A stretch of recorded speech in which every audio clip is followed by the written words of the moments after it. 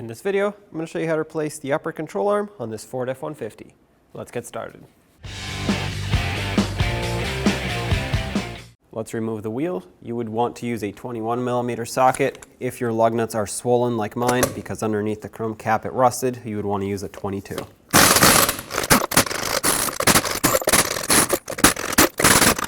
And remove the wheel. Now with the wheel off from the back side, you can see the caliper that we have to remove. There's also a vacuum hose here for the hub actuator. I'm going to want to pull that off the hub, so let's do that now. If you have to, you can use a screwdriver, a pry bar, to help pry this up and off, just like that. Then with a 10mm socket, remove the retainer bolt for the bracket that holds the brake hose on. Pull this out of the knuckle and set it aside, and unclip the ABS wire from this. Let's also unbolt the ABS wire from the knuckle with an 8mm socket. If it feels like it's going to break, work it back and forth because you don't want this breaking inside the knuckle. I've already done this, but I'm going to spray it again with a bunch of rust penetrant. Hopefully that'll work its way in there and help me loosen this up a little bit easier and without breaking it. There it is. Pull this off. Follow the ABS wire up and unclip it from where it's secured onto the frame. Just like this. Follow it up even more. It's clipped right here next to the control arm. Remove it from this retainer as well. I'm going to follow the ABS sensor all the way up here on the fender liner and unplug it. There's a clip on the back side. Press it and slide it out of its connector. Okay, just pop it out. Oh, there we go. That's why it's not coming out. A lot of times these get pretty full of debris here. Now you can pull the wire down. Now have a bungee cord ready so you can tie the caliper and bracket assembly out of the way. We're taking off the whole thing as a unit. Take this 18mm bolt out, as well as this one down here. Those will take off the caliper bracket off of the knuckle directly. With one off, leave it on a few threads so that you can have the caliper supported while you take off the other one. Now take both off. Pull it off of the rotor. Remove your rotor. If yours is stuck on because of rust, mine's not because it's new. But if it is and you're reusing it, then tap between the lug studs. That should break it free off the hub, but just make sure you don't damage the studs. Now we have to get this cap off that hides the axle nut. So take a screwdriver or a pry bar, tap it in here. There we go. Now you should be able to just pry it off of here. Then take a 13mm socket and let's remove the axle nut. At this point, you want to make sure the axle pushes through, which it does, so that's perfect. Next, I want to unbolt the outer tie rod stud off of the knuckle. To do that, you can use a 21mm socket.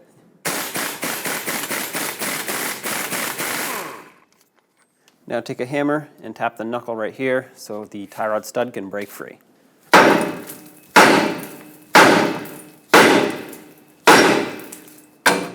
There we go.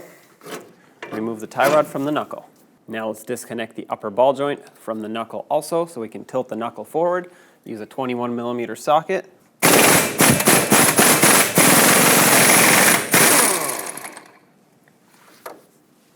Put the nut back on a few threads to hold the knuckle as you break this free. And just like we did for the tie rod, hit the knuckle right here and it should pop off.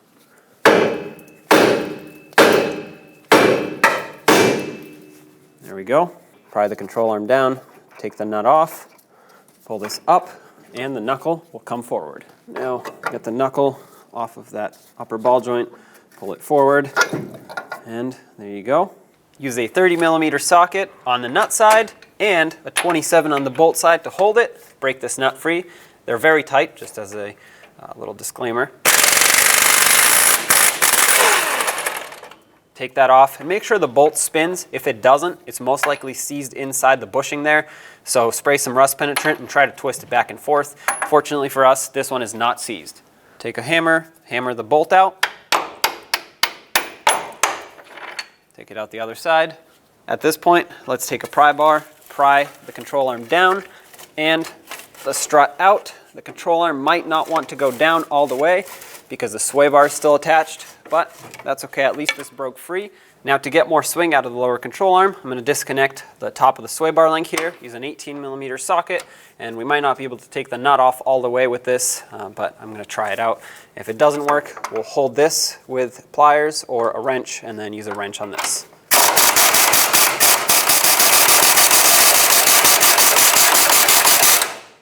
At this point, the nut actually came up more than I expected. And because there's a large washer here, this allows us to put some locking pliers on without damaging the boot. Lock these on tight and finish removing the nut. This will hold the stud from spinning. There we go. If that doesn't work for you, just try to work it back and forth with rust penetrant. Eventually, it will come off.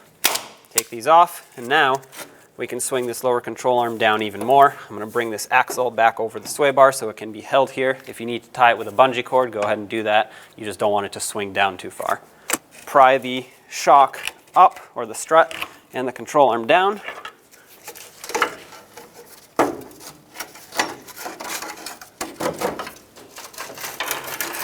Okay, there we go. Now the strut is free, so let's unbolt it off the top. At the top of the strut tower here, you'll see 3 15mm nuts that look like this. There's one here, and one in the back that is a little bit harder to see, but you can reach it. Just go over these lines and hoses. Take your 15mm socket. Sometimes you'll have to hammer it on here just because of rust buildup. And they are fairly tight, so make sure you have a long ratchet or a breaker bar of some sort. Try to break these free. There we go. This one, I'm going to back off a few threads, but I'm going to leave it on. I want to leave this one on for last because I want it to be accessible when the strut comes down, so I can leave this connected without it falling off, and then I'll unthread it the rest of the way when I'm ready to remove it. Move on to the second one. Take this one all the way off.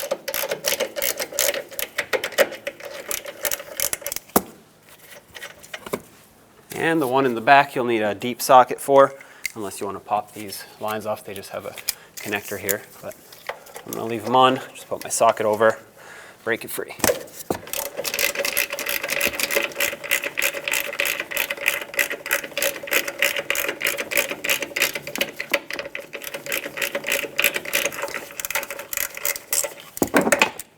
Okay, this one's off, so this is the only thing holding the strut in at this point.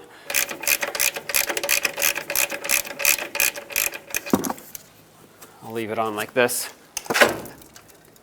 Okay, once you pry it out, remove the last mounting nut. And now you can pull the strut right down and out, and there it is. And now with the strut out, we have clear access to the inner bolts, or the inner portion of the bolts of the control arm. Use a 21mm on the outside to hold the nut. They both look the same, so as you can see, there's a nut with a long stud poking through. That's the other side of the bolt. And a 21mm on the inside to take the bolt out. Okay, pull the nut off, take the bolt out. Do the same to this one over here.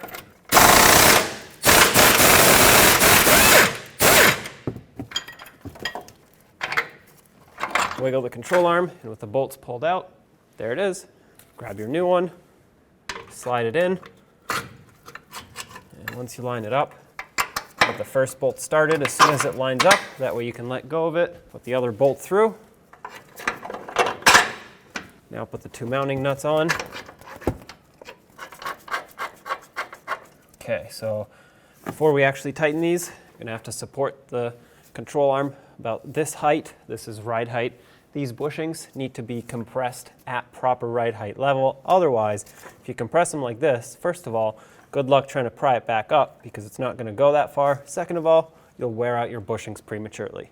I'm going to use a bungee cord and wrap it up and around like this through the hole of the strut tower, and just hook it onto, well, anything really. It just has to hold the weight of this at about this level. And now let's just snug these up, and we'll come back and torque them, of course.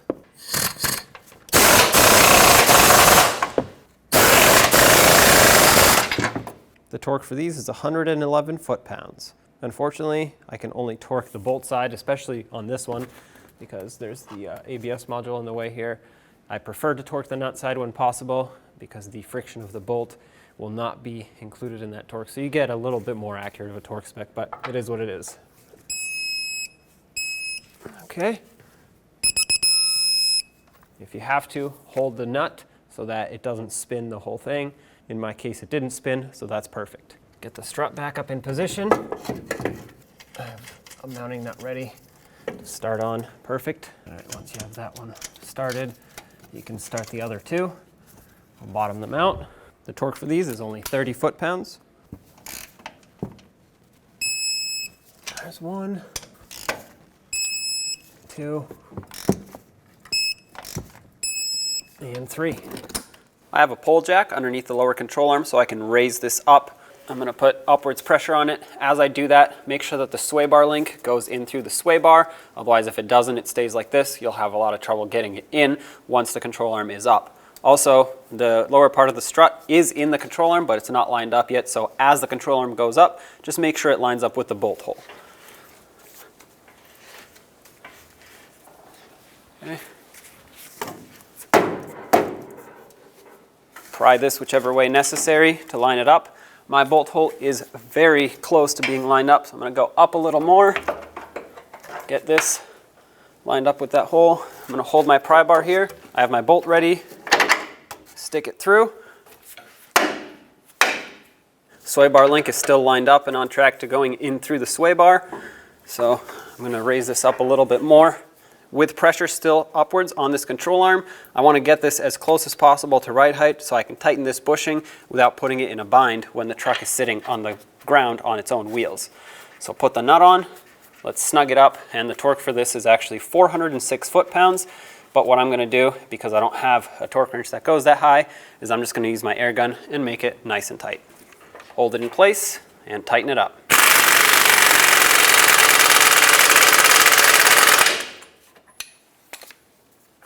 There you have it. I'm going to make sure that the axle lines up with the hub, which it does. That's perfect. Put the sway bar link nut on. I'm going to tighten it and torque it. The torque for this is 59 foot-pounds. Right there.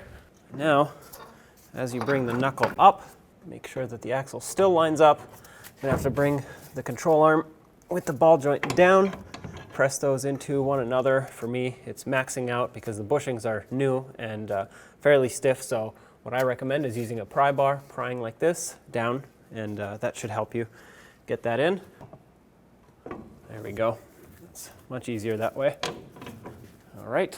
When you put this mounting nut on, you're going to see it has 3 little tabs pinned over on one side. That's supposed to go towards the bottom. That's the locking mechanism of this mounting nut.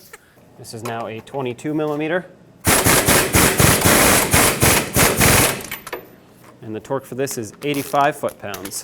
As you turn this, the knuckle's going to want to spin, but as soon as it bottoms out, you'll be able to torque it.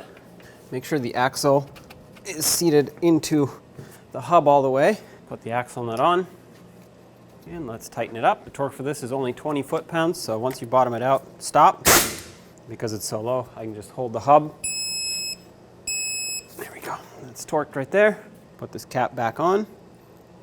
Make sure it's a snug fit. If not, put some gasket maker, silicone, or grease on there to make it fit. Mine already had some. My hub is new. If yours is not, you'd want to clean it up a little bit on this ridge and this one right here. Just make sure it's a nice flat surface for the rotor to mount on. And then add some anti-seize to the surface. You don't need a lot, but you need enough to coat it to prevent rust from building up in the future. Try to avoid getting it on the lug studs. If you have the brushed kind, that would actually be better because it's a more controlled application. And then take your rotor, slide it over. I'm going to put a lug nut on and bottom it out just by hand so I can hold the rotor on. I don't want it to keep moving around. Plug in the ABS wire, make sure it goes behind this brake line. Gets re-secured right over here on the back side. Plug it in, re-secure it on the fender liner. Clip it in right here on the brake hose bracket. Put the vacuum hose back for the vacuum actuator. Get your caliper, slide it over. have one bolt ready, start it in, and then the other bolt, bottom these out. The torque for these is 136 foot-pounds. Okay, caliper's back on now. While we're here, let's take care of these brackets. Flip the ABS wire back onto the brake hose, and then let's resecure both of these brackets onto the knuckle. This main one for the brake hose had a 10mm headed bolt, and the ABS wire had an 8mm bolt. Let's get the tie rod reconnected. Put the mounting nut back on. The torque for this is 85 foot-pounds. No cotter pin on this, it's a locking nut. Now let's get the wheel back on. Let's get the wheel on. Start on all 6 of your lug nuts, bottom them out, and torque them to 150 foot-pounds in a cross pattern.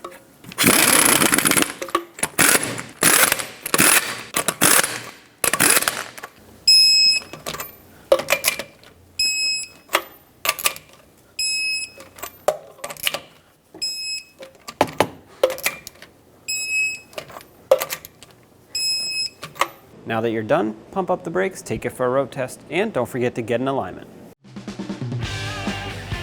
When only the best will do, demand TRQ. The only company that lets you view before you do.